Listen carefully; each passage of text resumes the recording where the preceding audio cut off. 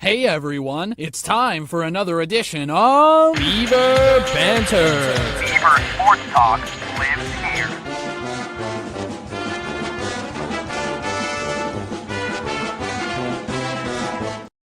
It is the Beaver Banter podcast. I'm CJ Baumgartner. That's Ian Rivers. Ian, always a great day to be a Beaver. And as we've talked now for the last couple weeks, the hockey season has come to a close, and now comes everybody's favorite point, the transfer portal window.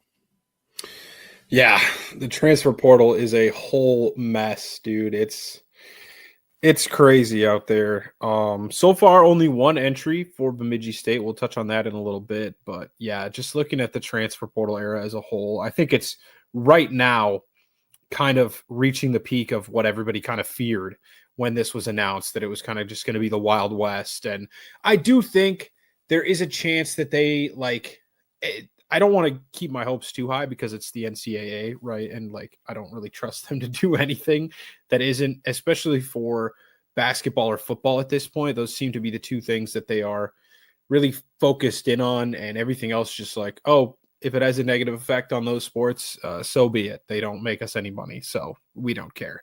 But I think that there is a chance that it kind of gets patched over the next few years, and within 5-6 years of now, right now, I can't remember what the stat was, but Jared put out it's 9 a.m. on the first day of the transfer portal, and there's already over 100 names from college hockey alone in the transfer portal. It's that's ridiculous considering that most of these teams only have 20 some guys on it. So it's really crazy to consider that the mass exodus that happens at the end of every season. And you kind of thought it was going to slow down, right? Because this was the last year where the fifth years were a thing. But they've added now the CHL players. And so one decision leads to another, and then they have to fix something that's why I think you're seeing so much movement still, is because all of these players are realizing that if they stay at their schools, they're not going to get great opportunity because their schools now have a whole new system of kids. Pool of talent. Yeah, the whole new pool of talent to draw from. And it's now instead of my team bringing in 4 recruits for next season, 2 of which played the same position that I did, now they're bringing in 10 recruits, and 5 of them play the same position that I did. There's just so many more bodies to go around. And I feel like you're going to see a lot of guys that hit the portal this year not end up with a home, because the problem for college hockey is they're adding bodies into the pool to choose from. And yet we're not really gaining many programs right now. In fact, we lost a program this year with AIC dropping down to Division II. So it's a whole mess right now. Who knows if it'll ever get fixed? That and college hockey doesn't have as big of an issue with this, but literally in basketball, some of these guys mid-season are fielding calls from other teams to say, how much are you going to pay me to play there next year for you? And it's ridiculous. The transfer portal opens during March Madness and the NCAA hockey tournament. Why is the portal open while the season is still going on? It's the same with football. It's open during bowl season. So these bowls that already are watered down because you've got this championship mindset where only the college football playoff matters now, is even more watered down because 50% of your team probably isn't even rostered by the time your bowl game rolls around. It's a whole mess, man. But enough transfer portal ranting. The one thing that we have to report for Bemidji State is that Rhys Chiddenton has entered the transfer portal for the Beavers men's hockey team. Not unexpected. Rhys was one of the unfortunate souls that had kind of gotten scratched at the end of the year more often than not. It wasn't really working the way that we hoped. We'll always remember the fourth line from last season and how electric it was. I know, you look back and it didn't really result in as many points as you kind of think that it did, because it felt like they were scoring a goal every game. But it was still awesome to watch that fourth line and the energy they brought to the ice. And he was a part of that. And I don't think we'll ever forget that. But best of luck to him, because like we said, there's just so many so many players out there that are looking for a home. So hopefully Rhys can find one and continue to have success somewhere else if that's what he decides. So. Yeah, I mean, obviously, like you said, the contributions in the 2023-24 season can't be understated. And yeah, it just didn't quite come to fruition this year. And you know what? That's the thing about the transfer portal. As much as it does suck losing some players, it's also like, hey, yeah, I get it, man. Didn't quite work out. Go get yours. Go to a spot where you feel like you're just maybe going to be a better fit. No ill will towards him kind of entering the portal. I know sometimes it's always so divisive when a player decides to enter in. Sometimes it's like, no, I get it. Like, it's fine. Go do what you got to do. And now, as obviously there are still players that can put their names in. And like you talked about, nothing is stopping teams or representatives from other schools from reaching out at any point and just being like, hey, man, come on and play for me. But as of right now, Bemidji State does have that open roster spot, which means that they can add into the transfer portal. And I am not as well versed in the portal as some of you, as somebody else is. So maybe I'm misrepresenting something here, but that just means that Bemidji State kind of, as they field people from the transfer portal, you can encourage people, I guess, to step in the portal. So it's not like you only have one spot to use, but for all intents and purposes, as Bemidji State goes through the transfer portal, they really don't have it's not like last year where it's like, we got to, bring in a whole swath of people. Whereas this year it's a little more like, all right, it's a little more reserved in that aspect.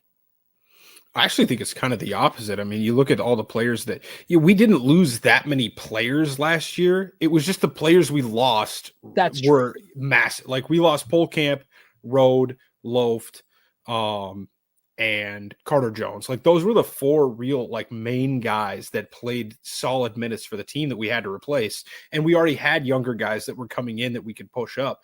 Now you're losing all of these seniors. And while the production wasn't like adding up to, Loft and Road and Polkamp type stuff, you've got more bodies to fill. I do think that this isn't something like, I think you're right. It doesn't necessarily mean you have to go make a splash in the transfer portal. And I think that they're always it depends on who it is, right? Because if you see a player good enough that's willing to come play for you, you'll figure it out, right? Like even if we, don't necessarily have the ice like spot for him, like on our top 16 or top 12 forwards, like we'll make it work, like Riley Funk last year. We didn't, well, that's a bad example because we always did need a centerman to come in and play for us. But yeah, we'll see. I don't know.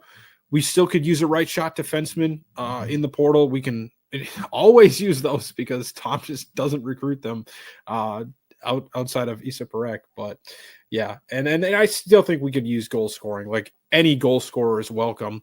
I say that, and we got super excited about a guy that scored 30 points in Atlantic hockey last year, and he ended up getting healthy scratched a couple times and going to play pro by mid-season.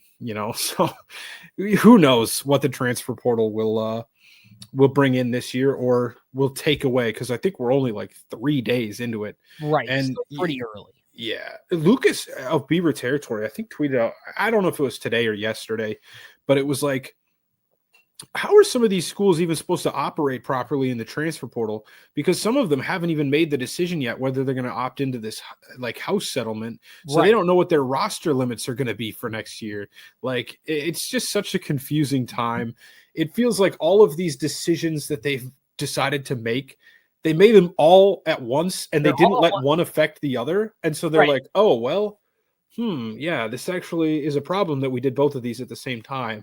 But it'll work itself out. Not my problem. I'm not the one who's got to figure it out. You guys are the ones that have to do it. Yeah, the NCAA continues to amaze me in the fact that they can always make wrong decisions no matter what's going on at times. And like you said, yeah, all of these decisions have overlapping effects, yet they decided to plan them to it's like everybody that's making them, it's like they're not actually in the same room together. It's like these 10 people are making this decision and they have nothing to do with these 10 people that are making that decision. You have no contact with these people. Yeah, but it's all affecting the same sport and the same it's so weird. It's just so strange, but the school's got to figure it out. And I almost wonder, is it like do you kind of, depending, and again, I don't know what the thought process is for some of these schools when it comes to the house settlement. I'm guessing most know whether they're going to opt in or opt out at this point. It's just a matter of making it public. But, and what, maybe that's kind of the way of figuring it out, finding out how some of these schools navigate the portal is kind of like, if they're navigating it with the fewer roster spots, it's like maybe they're planning on it, or maybe they're like, if this school's really going for it and adding players, and you're like, well, they're probably not going to opt in. And on top of that, the flip side is maybe some of these schools are just waiting to see how the portal goes before they decide kind of to do what. But I'm guessing most schools kind of already have that decision in mind. But since we kind of have some time on this show, Ian, I know last week we were talking with Jared and there's a whole bunch of things to go and talk about. And you can go listen to last week's show where we talked with Bemidji Pioneer sports editor Jared Rubedo. Great conversation on all the Beaver Banter channels. But Ian, just kind of explain the best you can kind of what the house settlement is and kind of how it impacts college hockey.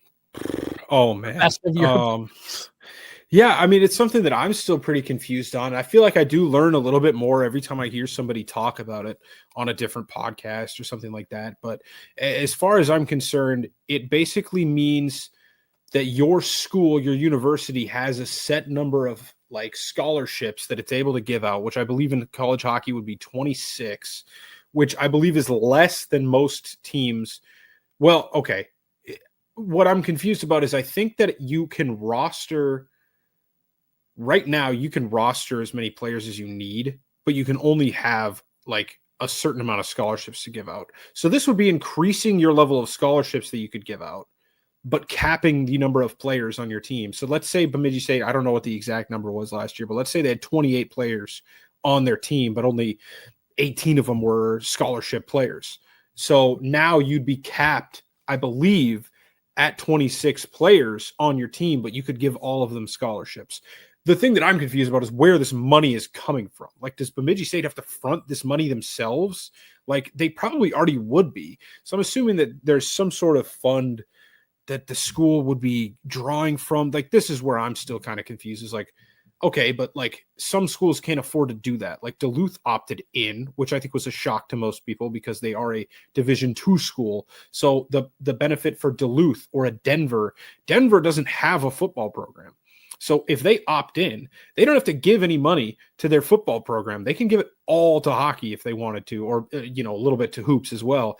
But that would be the benefit to Denver as opposed to a school like Minnesota or Michigan that opts in. And you know that 95% of that money is going to what? The football program. And then they'll divvy out a little bit of the rest of it to other programs along the way.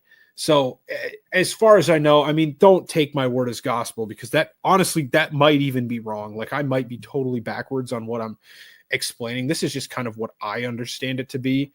And yeah, like I said, the only thing that I'm really confused about still is just kind of where that money is coming from. If they have some sort of NCAA hedge fund that they're just like, yeah, if you opt in, we'll just give you a bunch of money to spend on stuff. Like then my other confusion would be, well, if that's the case, then why wouldn't everybody just opt in to get free money from the NCAA? So that can't be what it is. But yeah, my confusion is just where the heck is the money going to come from? If, a school like Bemidji State, who we know is not the most frugal when it comes to, or not frugal, but, like they're not the University of Michigan or like Princeton that, has a bunch of Ivy League money or something like that. That's where it's all really confusing to me. But I know it's weird for schools like North Dakota right now with like NIL, like we're seeing them get gutted.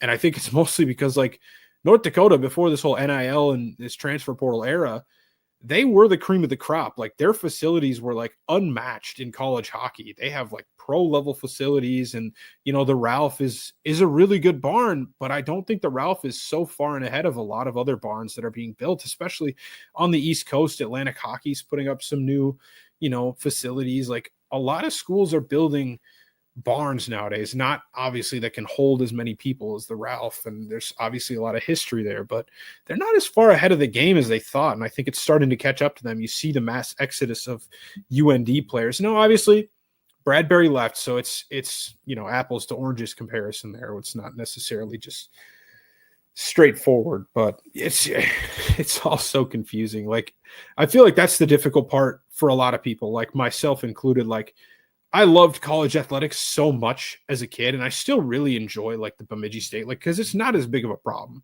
at the D2 level, right? Like you'll still see transfers, but it's not like you're getting people that are like luring your players away with hundreds of thousands of dollars. Play thing. It's like I'm transferring because a coach is leaving, or because I want more playing time, or like I feel like whatever. Like the fit isn't there.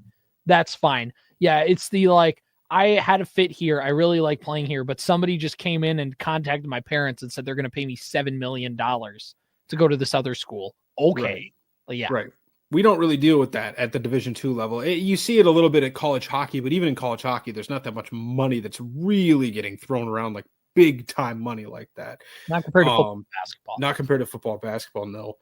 But that's the disheartening thing about, like, unless you're like actually studying it and reading up on every one of these new lawsuits and, you know, house settlements that comes out, like you fall behind. It's really hard to be a casual observer of a lot of these college athletics at this point. And like, that was kind of the beauty of it in the past. Like, you know, if you wanted to watch a college basketball program, you could tune in year to year and watch 10 to 15 games a season, and you could understand who the players were and who's going to be there next year. You know, you still saw transfers, but it was much less than it was now. So you kind of got to grow with players as they go. And don't get me wrong, in no way am I like blaming the players for most of this, right? Like there are some instances where it's like, yeah, it sucks that this guy just kind of left. Like, but if it is the case of like, you know, a big time college basketball program and he's getting like $2 million waved in his face to go play for Kansas State or something, it's like, it's really hard to say. Do you blame him? Like, I wouldn't say no. Like, you know, like that's a lot of money to go play somewhere else. So it's like, you can't really blame the player, blame the organization and the opportunity to do that. Like that's what stinks. It's like, and then you're like, well, you know, I don't want the kid to not have the opportunity to make $2 million, but at the same time, I kind of like the team I cheer for to be successful. So I feel like it's that middle ground. One last thing on the house settlement. I don't want to take too much of the time up in the podcast, but I think it is important because people are talking about it. I found this online here. I'll put it up. This is why you should watch the show on YouTube and have a chance to kind of go through some of this. But the house settlement, this is for Division I. House settlement opting in. Division I schools are permitted but not required to provide new benefits, direct name, image, likeness payments, scholarships above limits permitted in the 24-25 D1 manual to student athletes made available through the settlement.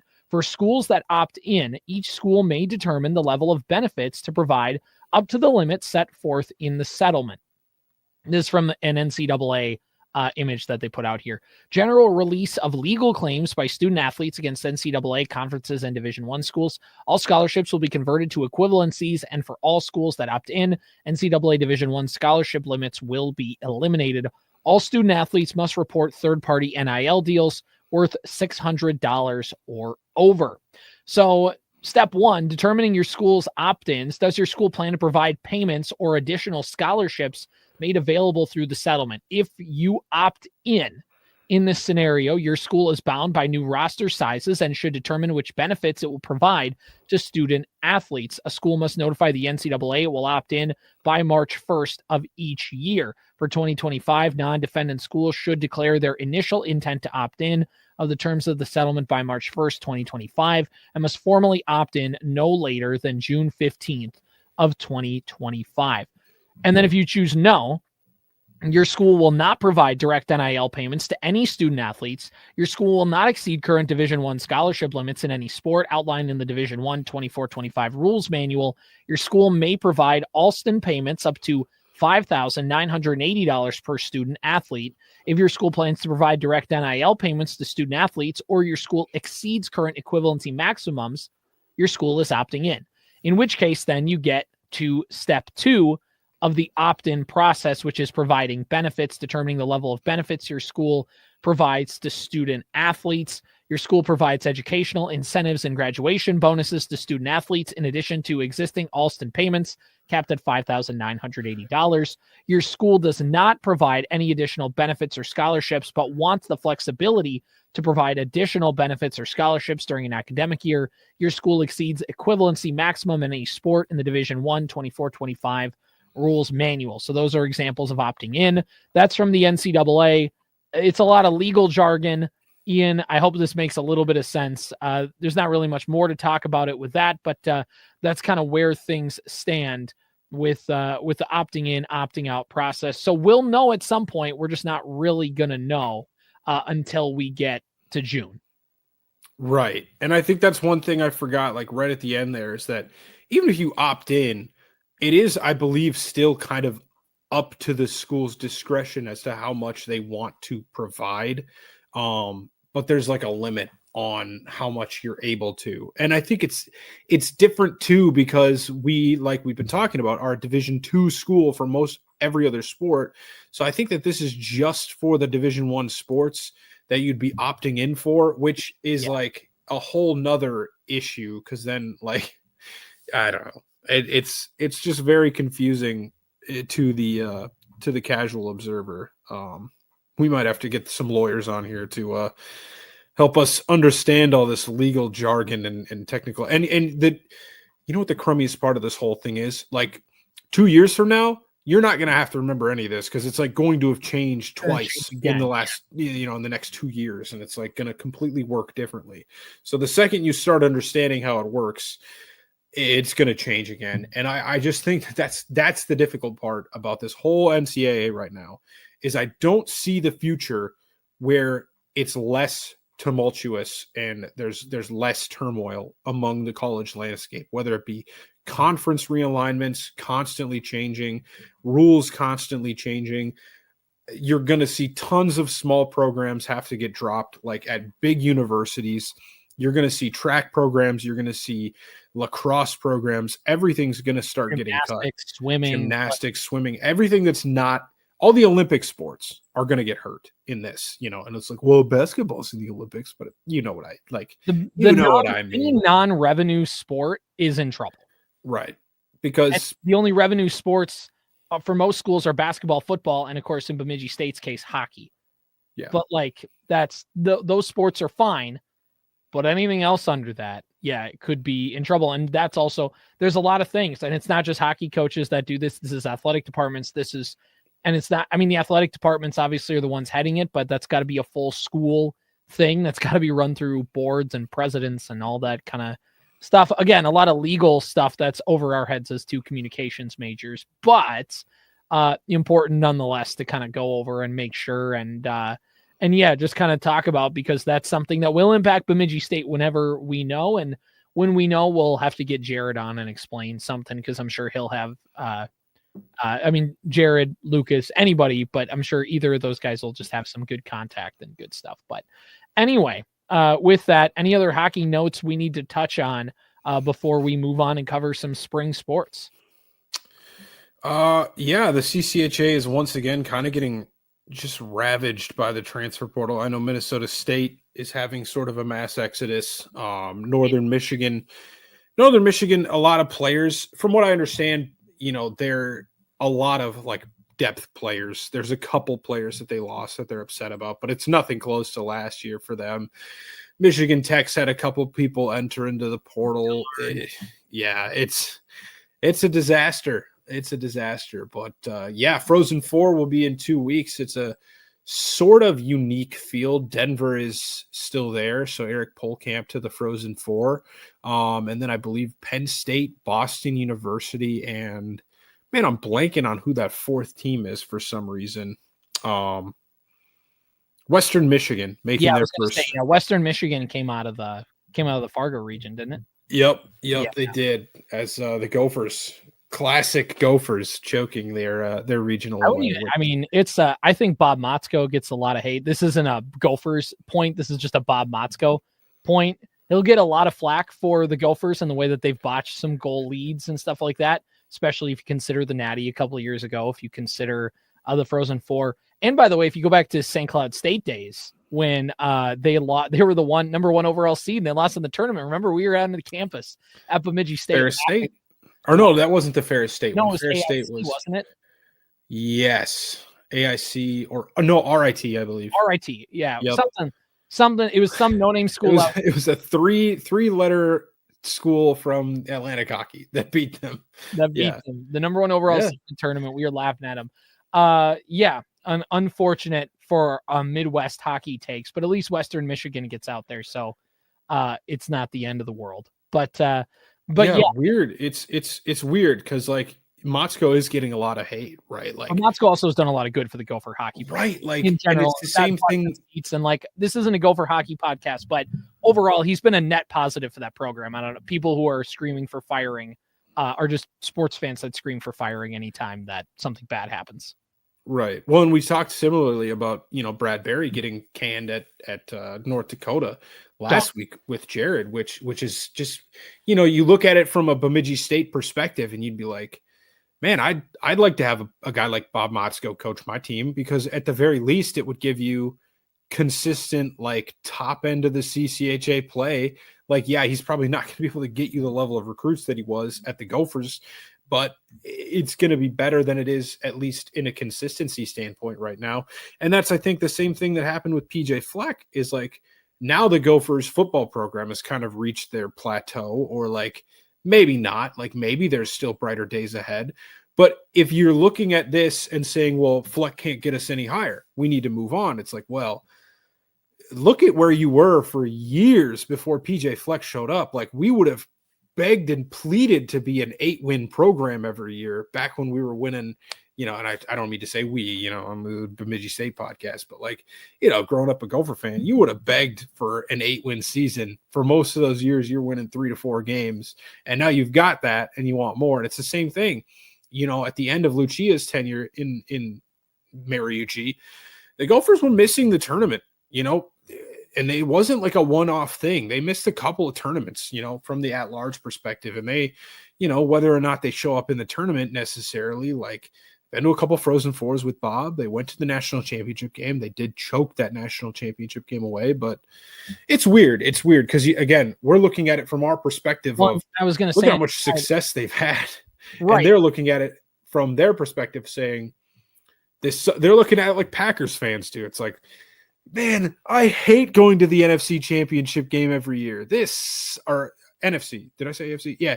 I hate going to the conference championship game every year. This stinks. It's like, man, I would love to go to one conference championship game. Yeah. Well, and to tie it all back to a Bemidji State perspective, there's a lot of people I know who could say the same thing of Saratoria. Like, we hit the ceiling. Have you whatever, is it, you could think of a million things. Now, one, like we've talked about on last week's show, the Beavers have been 1 win away from the NCAA tournament 3 out of the last 4 years, which is important.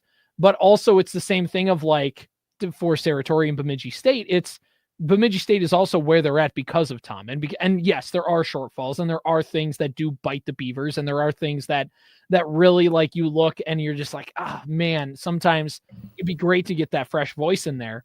But also, the program has been largely successful. And obviously this season with Saratoria getting 400 wins, it just further proves the point home that he's going to coach this program until he decides he's done coaching the program, I think. Yeah. There's no way, unless like the team bottoms out and they win 2 games each of the next 4 years, but like he is going to coach this program until he decides he's done coaching this program. Yeah. I mean, you never know too. I mean, obviously it's 2 different organizations and 2 different universities, but Bob Daniels won a couple games for quite a few years, and just this year, everybody's looking at them as this huge, like, oh, look at how feisty they were. It's like, yeah, they still finished like 1 point away from 8th place in the CCHA, right.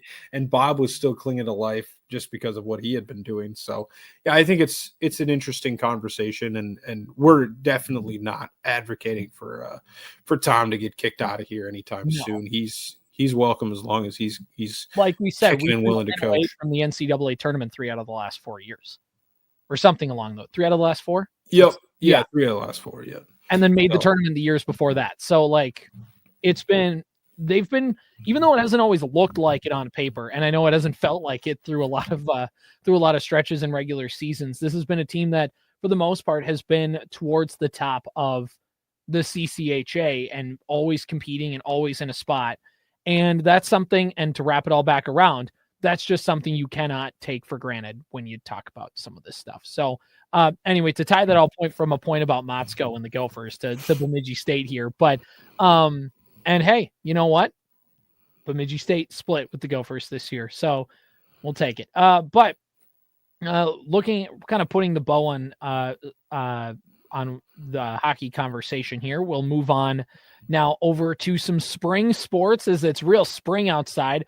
Right now about 90 minutes south of Bemidji, it's like 30 degrees and snowing here. All the schools are starting to cancel for the next day. So really feeling like spring here. Baseball team right now 2-20. They did get their first win over the weekend on Friday in game 1 of a doubleheader they played against Winona State. That obviously was down in Winona. It was a 6-1 victory for the Beavs. They now are 2-20 on the year, 1-15 in NSIC play. They have games scheduled for Friday and Saturday and Sunday at the BSU baseball field. I have a feeling, Ian, those games are not going to happen. Yeah, they're either not going to happen or they're not going to happen in Bemidji. Or they're not going to wish they happened if they make them play in like 40-degree weather. Yeah. It's, again, we've beaten this home over the last 3 years about the spring sports situation in northern Minnesota. It's not very ideal, and it's showing its head again here. We'll see if those games get played. Good for the baseball team for picking up a win. It had been a little bit there. They want to make sure they don't go on any crazy, huge runs, I think, like they did kind of in the middle of last season. So at least picking up a win to kind of stop the bleeding. And they had a chance to win another one. I believe they lost 5-6 the game before that on Thursday afternoon. So we'll see if they can steal any from Sioux Falls or maybe Duluth, who they play. Well, Duluth, I guess, is a week away still. That's next Tuesday. So we'll do our classic tell you about those games, but you won't know the result when you listen to the podcast, but you'll already know the result after you listen to next week's podcast because, it's a whole mess with recording and then spring sports happening on a Tuesday afternoon instead of, every other thing plays like sports Friday that's and happening Saturdays. during a Tuesday afternoon. We have a final. Bemidji State softball back in the win column, snapping a 4-game skid. So last time we talked about the team, they were getting ready for the start of NSIC play. They went 0-3 in their first 3 games with losses at Concordia St. Paul and at SMSU.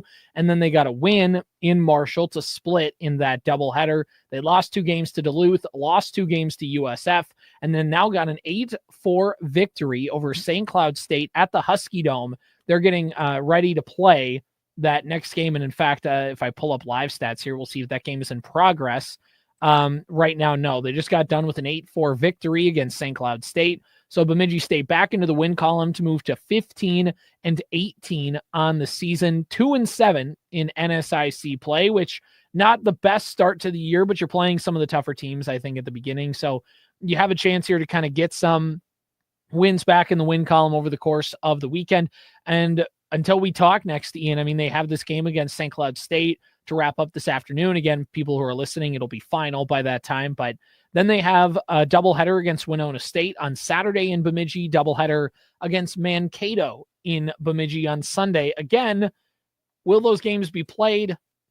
Probably not in Bemidji, but if they are, they're going to probably be played on the BSU football field, just so you don't have to deal with water and stuff like that. But although it's probably not, depending on how the field conditions are, I guess, depending if it's dry enough, they'll get on the softball field. But if not, it gets played on the football field, as is just kind of how spring sports have to work in this part of the world. But that's where things are sitting, getting that win. It was an 8-4 victory in 8 innings for Bemidji State to get that one. No stats have popped up yet for the game. They're kind of in the process of uploading those. So either way, Bemidji State gets back into the win column for softball, and as they try and claw back to the 500 mark, 3 games below the line. Yeah, good on you for having your page updated. I have had mine pulled up before we started recording, and they had not finished that game yet. So I guess I hadn't even noticed that they were playing as we speak. But yeah, good for them getting off that slide, because it has been, like you said, a little bit of a tough start to conference play for them. So hopefully they can sweep the Huskies here and kind of get that momentum back that we saw them have in non-conference play, because yeah, a little bit rough. I mean, I know it's a pretty good conference for softball. And like you said, CJ, these are some of the better teams, I think, that we've been playing at the beginning of the season here.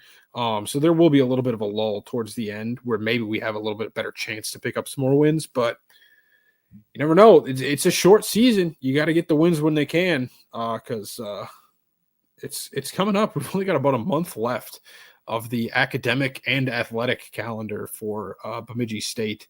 So yeah, good for them though, getting that, and hopefully they can close out the doubleheader. They have another game. I don't know if you previewed that, but Saturday against Winona State doubleheaders. Yeah. Because it's in Bemidji. We don't know if it's going to. Yeah, we don't know exactly what's all going to happen with that, but we'll talk about it once that once that wraps up.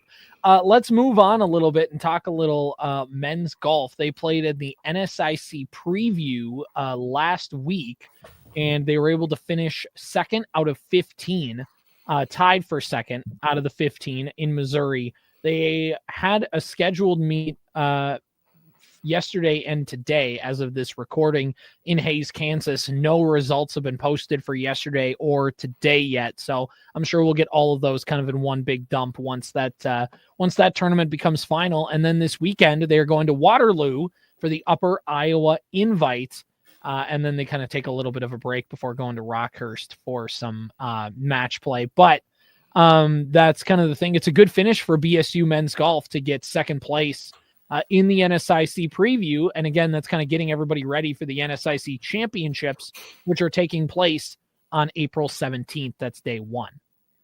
Yeah. NSIC champs a couple years ago were the men's golfers. They went and they didn't really have a good preview, if I remember correctly, a couple seasons ago. And then they kind of came out of left field and took first place, I believe, in the NSIC championships later that month. Which was awesome to see. So hopefully that's a good sign that they're getting second in that preview tournament. Hopefully they can continue that once the real thing rolls around. Women's golf has not had any action since March 13th and 14th, which I don't know if we actually talked about. I can't remember when the last time we had a recording is, but they got 11th out of 12 in Litchfield Park, Arizona. If we didn't talk about that against I think we talked a little bit about it. I don't think results were final, if I remember right. Yeah. So if we didn't, 11th out of 12, SMSU Spring Challenge in Litchfield Park, Arizona. Their next action is next week, Monday and Tuesday. They play in Sioux Falls, South Dakota, at the Elmwood Golf Course for the Augustana Spring Invitational. So yeah, I don't know if you have anything, if you're looking into that men's golf thing or not, but no, that's about it. Looking over as we flip to women's golf, they also were competing recently, or no, we were kind of talking about also looking at never mind, excuse me. Yeah, they were there you go. I'm looking at the championships here that are taking place. Oh, okay. 5th. Yep. That's the first day. So yeah, exactly. That's going to take place in Smithville, Missouri. So, yeah, Augustana, they're going there on the 7th and 8th, and which will be a week from now. And then 2 weeks from now, they're in Wayne. And then 3 weeks from now, roughly, they'll be in the NSIC championship. So things are kind of moving along there for women's golf. Talking a little bit of women's track and field. They begin their outdoor season on Friday, where they, well, I guess you could say if they competed in the St. John's Optimistic meet, that was last Friday, but they get kind of the true full season starting on Friday. They are at the Norse Invite in Decorah, Iowa. I believe that's Luther College that hosts that. And then the week after, they go to the Minnesota State Open in Mankato. So women's track and field gets the outdoor season rolling there. And then, of course, with tennis, hey, a nice little a stretch for them. When we last spoke, they were able to get some wins. They had victories over Bethany Lutheran and Wisconsin Stout, both of those matches 7-0. And then before that, they had a matchup with Minnesota Crookston where they lost 1-6 to Augustana. They lost 0-7, Sioux Falls 0-7. So currently the team is 6-6. They are 2-3 in NSIC conference play, and they're on a 2-game winning streak. So they'll ride that into a match on Friday against Minnesota State. Saturday, they play Winona State. All of that taking place at the Gillette here in Bemidji. So outside of that, that's really all that's kind of going on in some of the outer sports. Anything else to add, Ian? No. Yeah, tennis, this is the most, I guess I say no, and then I'm going to add something. this is the most wins tennis has had since 2022, where they had 9 wins. They went 9-5 in that season. So they still could catch that, win total if they win out here. Just trying to look at the standings to see how competitive these end of season matches are going to be. Minnesota State sitting second in the conference right now. Winona State, below Bemidji, actually at 2-4 and 4-9 overall. Then you've got Moorhead and Mary, who are Moorhead 6-6, same as Bemidji State, and then Mary at 5-5, but 4-1 in the conference. So honestly, some pretty winnable matches coming up here. I don't know if they do like a postseason like conference tournament of any kind in tennis, but there's nothing listed, at least on the BSU schedule page right now, but definitely something we will be monitoring closer if they pick up a couple of wins over the weekend. But we'll see. Yeah, exactly. I'm looking right now on the schedules for women's tennis, finding the composite schedule going all the way to the end of the season. Yeah, I don't see anything. So again, it's hard to tell. I don't know if that means that they're just done, or if they do decide to do something. It's kind of up in the air, but either way, that's the end of things here. Let's see if I can maybe add the schedule a little further out. This great on-air production meeting as we're looking through some of this here, but the schedule only goes to the 19th. So right, figure it out as it gets closer, but we're kind of slowly but surely entering into the post-hockey kind of all-spring sports season. We'll let you know kind of more transfer portal news when it picks up, because, of course, like we talked about earlier, things are going to pick up with all those Canadians kind of making their way through the portal, and Bemidji State trying to finagle it. The portal, just because it opens right away and players enter very quick, commitments come much later. It takes a while for them to slowly trickle in, because you got to take the visits, you got to take the trips, you got to do whatever. Players got to take their time. So we'll find out when you guys find out if an emergency podcast needs to be available for whatever reason, whether it's Bemidji State opting into the settlement, whether it's transfer portal news, whether it's something. We're here for you. But Ian, anything else kind of Beaver sports related we got to get across? Otherwise, we could always plug the Discord before we get out of here. That's what I was just going to do. Go join the Discord, people. We got a lot of action in there. It's the best place to keep up to date with transfer portal news, which is the buzz right now. Obviously, if you're on like Twitter, that's a pretty good place to keep up with it too. But you might miss it, because if you don't check regularly, there's a decent chance you could find it scrolling by. But you're going to know right away if you're in the Discord when things happen, that they're happening. So it's definitely the place to be. The link is on all of our social media pages, Facebook, Twitter, and likewise, and otherwise. So, yeah, pretty slow news cycle nowadays. Nothing too major. Last year we had, the bracket group that we did, that we might try to bring back in the future, but just not enough tournament buzz this year, I don't think. The pole camp and road news kind of transfer portal was livelier for BSU. Like, it's a little quiet right now, a little too quiet. So hopefully some more stuff happens over the next week or so that we can bring to you guys. Yeah, I guess, hopefully some positive news happens that we can bring to you guys next week. But I think that's all for this week, at least. All right. Well, I'm CJ Baumgartner. That's Ian Rivers. We'll catch you guys next time. This is the Beaver Banter